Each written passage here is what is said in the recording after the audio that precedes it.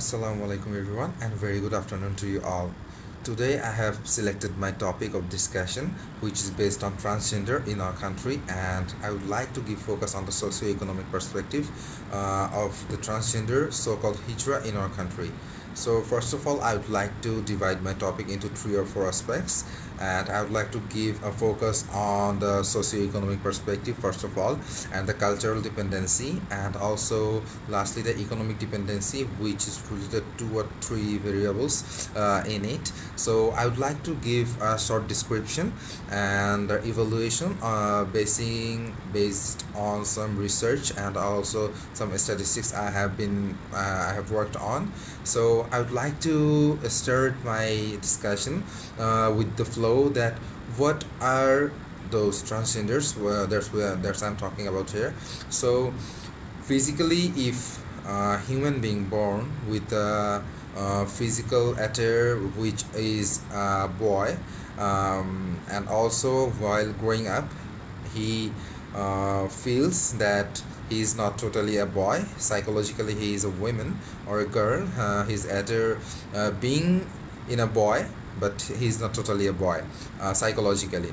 So that's we called the transgender, because psychologically he is not being fulfilled, or psychologically he is not full turned up like a boy or a male. He is being just like another girl inside of their mind.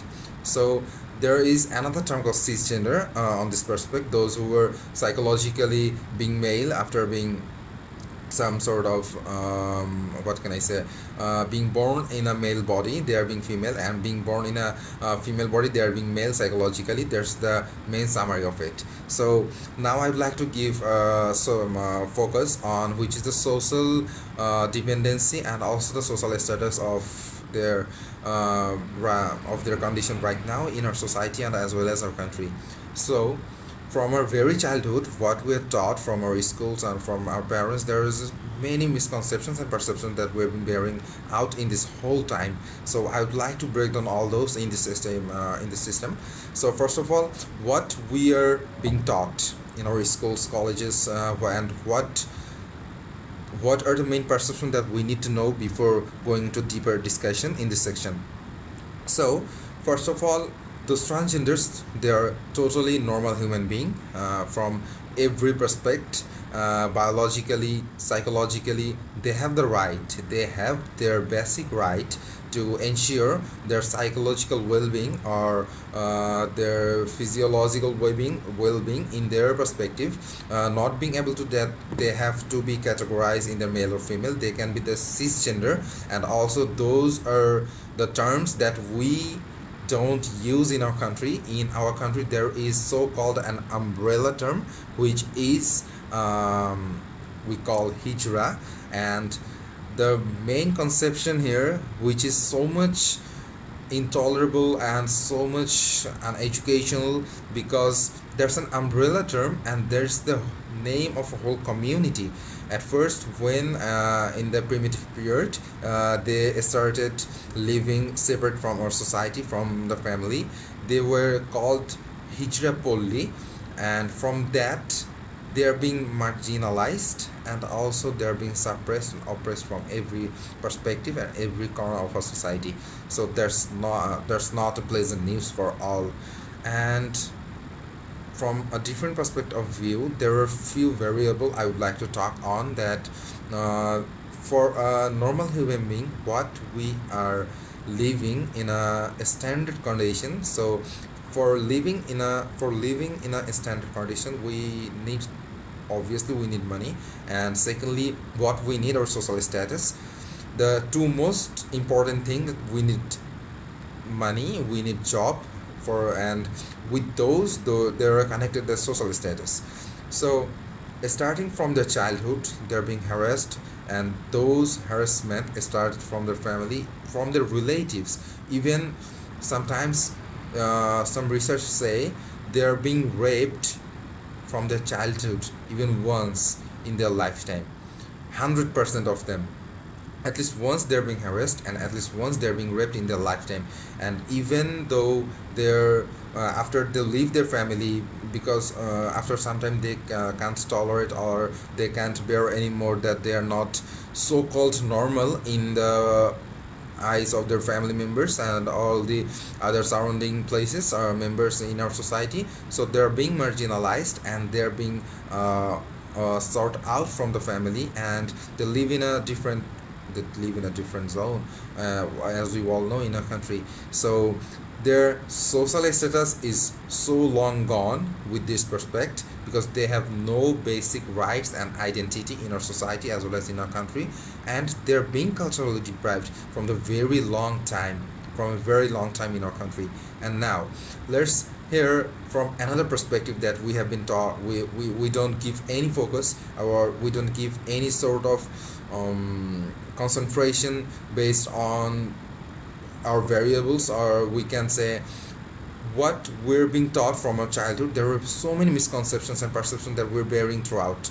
So I would like to give focus, and with all those things, there are some important gist we're carrying out. So with all this perspective, there is a law which was enacted from the government of Bangladesh, and from that was mainly coming from the Ministry of Social Welfare, Bangladesh, that in the month of November 2013, the term third gender first associated with our country and was enlisted to ensure the basic rights and also their legal rights as a human being, as a part of the society. But a very shocking and a very common scenario of our country, that we make laws, we make different kind of regulations for everybody, but when it comes the time of implementation, practically they're not being single use of them in our real life.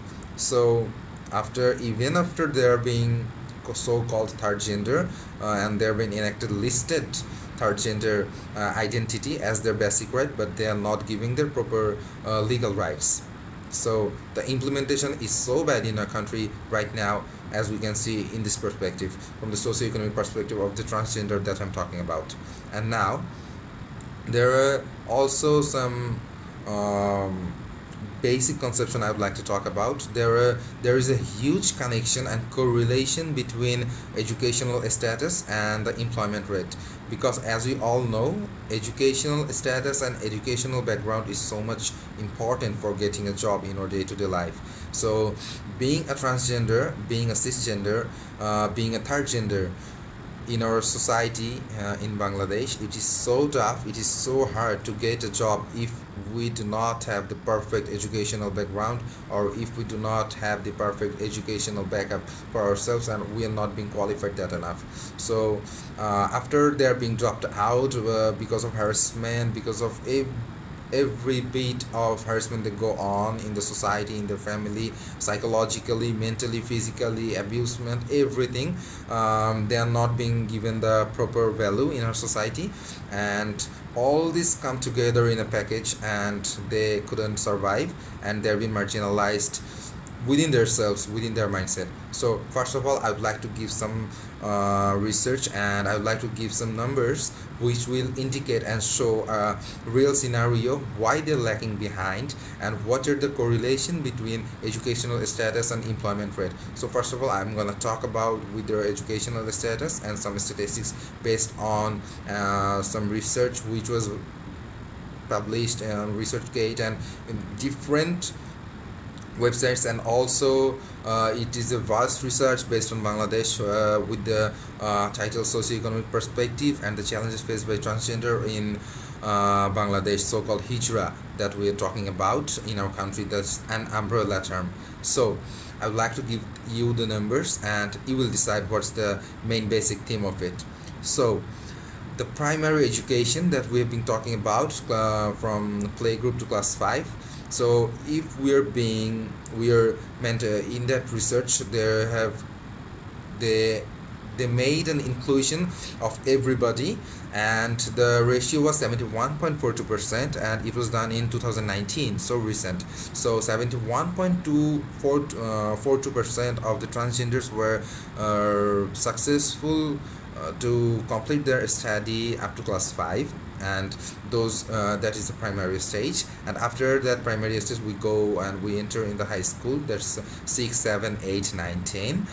So there's the region, there's the time period, but that tremendously drastically crashed down in a great long way, because if I give you the numbers, the percentage rate come down to 21.42%, which is exactly 50% less than the primary percentage that we have been talking about earlier. So there's the most shocking scenario in this moment, because from 3 to 4 years, because of these 3 to 4 years, they have been dropped down the 50% of their educational qualification. So in the future year, what will be the result? There's you are gonna decide and you're gonna measure, and I will help you out with that. So after high school, what we go through or enter higher secondary school, secondary exams. So there's basically class 11 and 12. So after being dropped down 71.42% to 21.42%, almost exactly 50%, that is also there in this higher secondary section. That's also being dropped down 7.14%, which is also 14% less than the previous. So after passing that the HSC exam or the higher secondary level, they are being the result shows that came down to 7.14%. That's very much shocking in our country, because this is highly correlated with the employment rate, because without a proper educational background, what will they what they can't do anything in our country, because the most of the jobs, even the governmental job or any job, any private sector job or any other sector jobs, you have to be minimum qualified in order to apply with all the surplus, with all these vacancies. So now the most shocking part that comes while the proportion comes to graduation and post graduation, and the numbers says it's 0%, that no one ever graduated till 2019 from the transgenders. So that's very shocking that we are not being able to give them the proper respect, the proper social status, the social values, and also the culture. They are culturally deprived, their economic solvency is also hurted, and the main correlation, the employment rate and educational status, there's been highly correlated between them, and they are being trashed down, and they are not being given the proper value, and they're not being given the proper opportunity to maximize their opportunities into and make them economically solvent. So there's a most shocking part. And now in terms of income, they roam around, they pick money, and also only a little amount of only a little portion of them, they can work in beauty parlor with their skills, and also in some NGO sectors they are being recruited for as field workers, and they're being remunerated 15,000 to 20,000 taka, 20,000 taka in Bangladesh currency. So the real scenario, that is, they are not being given their proper social value, social status, which is depriving them culturally and also affecting their educational status. For what? They are being deprived from their employment, and the employment rate is decreasing, and also the economic solvency, they are not getting anything out of it. So now, how come that their living standard will be that much of a minimum level that they could survive with their basic rights? So that's not possible with all the shortcomings I have discussed already in this topic. So now, the last thing I would like to talk about in this country, what we're facing right now, that is, when we make a policy or a rule or regulation, what is enlisted from the People's Government of Bangladesh, but when it comes to the implementation, there is a huge gap that we are lacking behind, and also we are not being taught properly what we should do or what we should not do. So there are some recommendations, and there is a few factors I would like to emphasize on to what should be the improvement factors that we can do, and also we can suggest our government that they can do in order to make a better place, in order to make an environment where everyone is treated equally with their qualifications, and they're being given with the proper opportunity as a human being, first of all. So I would like to I would like to mention that there must be a quota system, because without this they cannot go the long they cannot they will not be successful, because in our various exams, in our governmental exams there are various quota, almost 30 to 40%, what I remember so far. But if they're not, if they're being harassed, and also they're being deprived from every part of the society, so it's one of their right, in my sense, that they should get minimum portion of quota that should be given from the government of Bangladesh, that they can apply, and also they can rely on their employment and their economic solvency. So there's the first one. So second one, we have so many misconceptions and misperceptions that we're bearing throughout our life, and that's not totally our fault, because we are being groomed up from our schools and colleges and our surroundings, that we are not being taught the proper value system that we should give, and the proper respect we should give to everybody as a human being. So there's the most intolerable part for me, that we are not being taught the proper system, that what should we do and what we shouldn't do as an educationally, what should I say, being a proper human being. So for breaking those perceptions, government could arrange some workshops here, and also they could arrange some locally or internationally, locally, or depending on the areas, they can manage all those workshops and give us, or give the normal people the minimum knowledge that they should have in terms of, because they're always talking about, they're always commenting bad about those transgenders in our community, but they're also human beings. So we have to break those misconceptions, misperceptions that we're breaking, that we're bearing throughout our life, and also our previous generation, 2 3 generations, that they can't continue with that.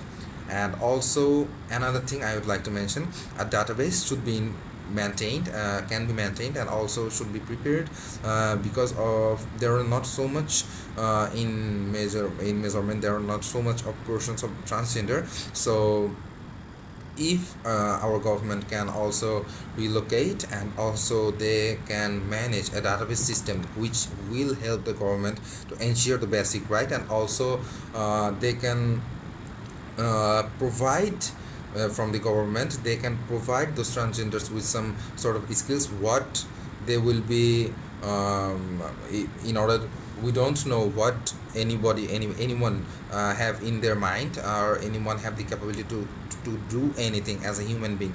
So if we give them the chance that they're totally being given the proper skill, and they're being skilled with their works, and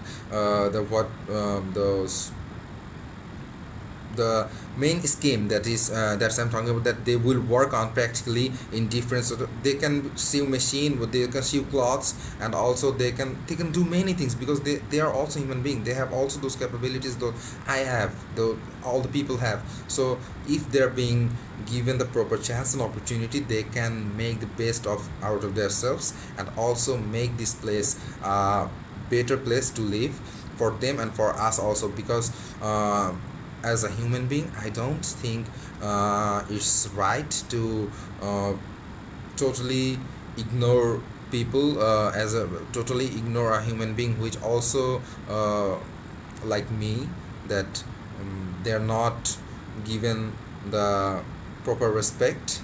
And from my perspective and from my knowledge, I totally feel sorry for them. And also I should invite all those people in our country, those were those are bearing those misconceptions, and they need to break the shackle out of it, and they need to come out and speak out all this. And in this breaking out, our government should help ourselves, should help everybody, and make everybody understand that this is a country and this is a society where everyone is equal, and everyone has to ensure their right, their basic right, to make this world a better place.